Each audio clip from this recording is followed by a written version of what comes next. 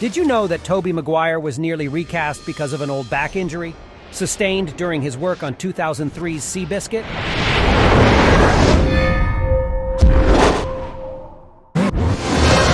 Given the physicality that a role like Spider-Man requires, Sony did make him submit to physical tests to prove he was indeed fit enough to retain the role. Maguire told IGN, "This is a back condition I've had for 3 or 4 years on and off. I felt it was my responsibility to disclose my back discomfort to the studio, to the insurance company, and to the filmmaker."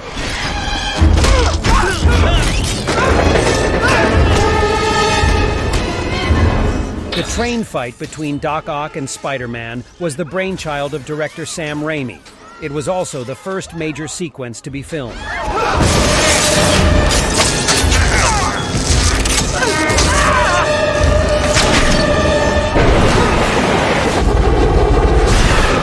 Sam Raimi wanted the movie to be set in an idealized New York City, including elevated trains.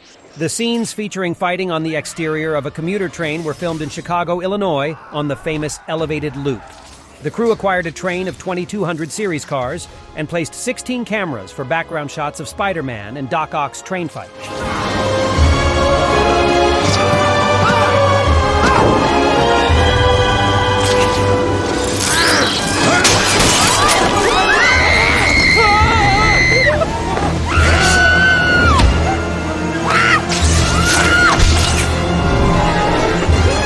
Thanks to the use of motion capture and cyber scanning, visual effects supervisor Scott Stockdike and CGI character animation supervisor Anthony Lamolinara were able to create more detailed virtual actors to replace Maguire and Molina in these shots, as well as make them display natural human motion.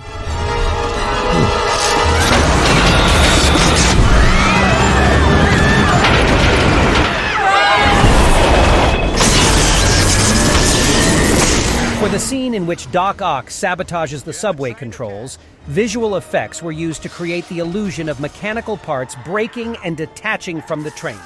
The effects were achieved using models, animatronics, and computer-generated imagery.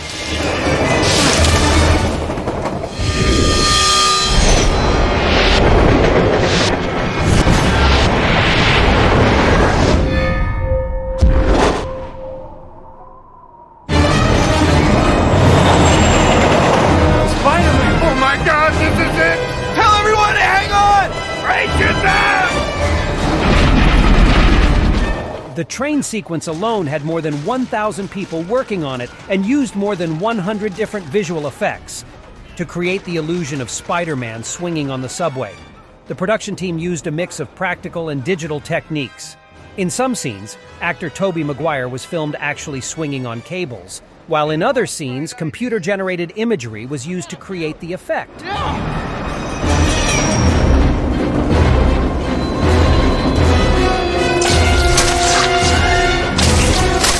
According to cinematographer Bill Pope, 16 large format cameras were brought in to shoot the exterior of the subway train scene in an attempt to capture every angle of the train.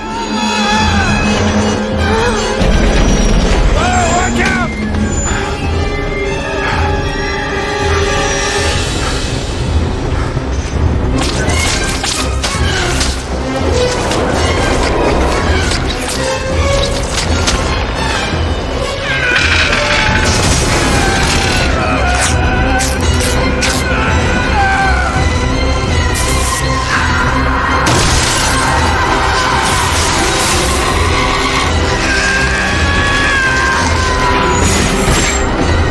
Slow me down!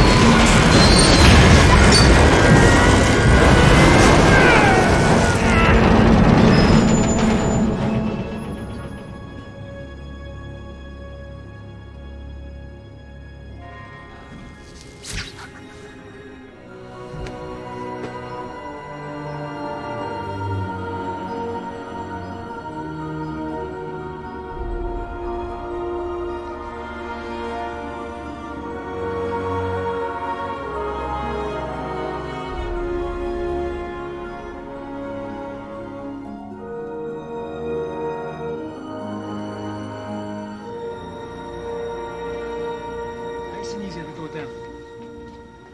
Slower, gently.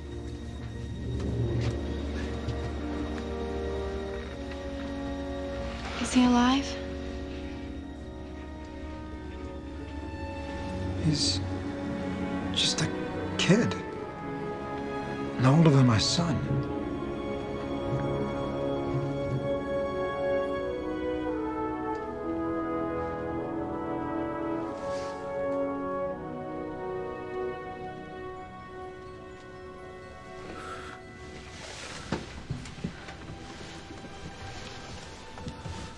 It's all right.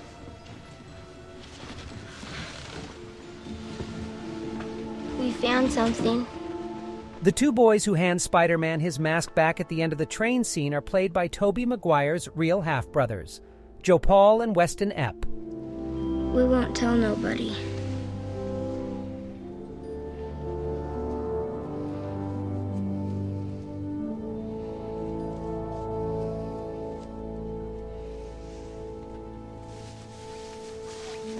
It's good to have you back, Spider-Man.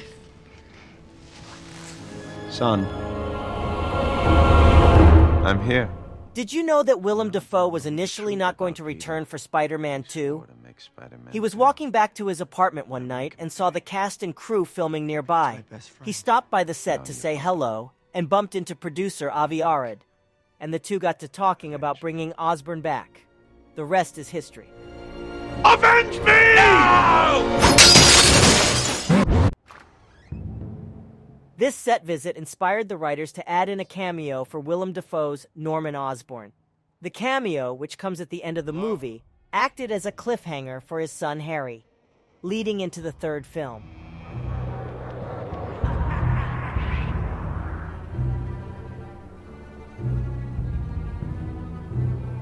That said, Dafoe tells the story differently.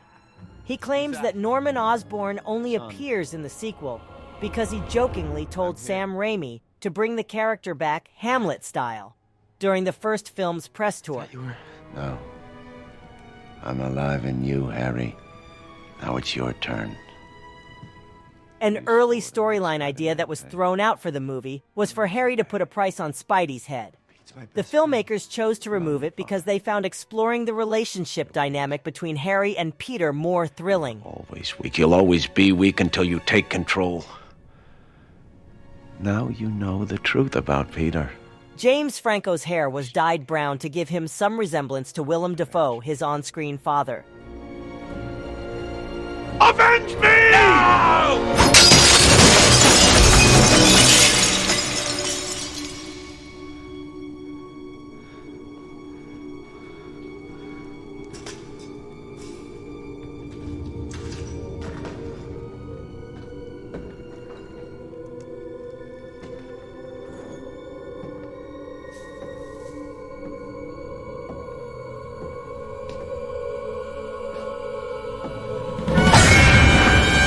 Harry's whole journey in Spider-Man 2 is about pushing him to a place where he will truly follow in Norman Osborn's footsteps. He even takes a position at Oscorp, subconsciously wanting to live up to the legacy Norman had built.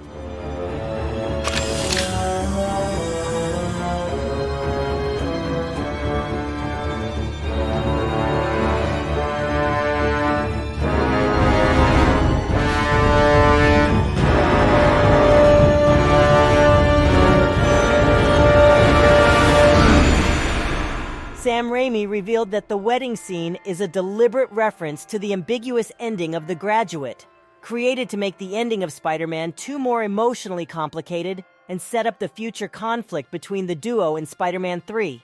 Harry is seen wearing a green bow tie at the failed wedding at the end.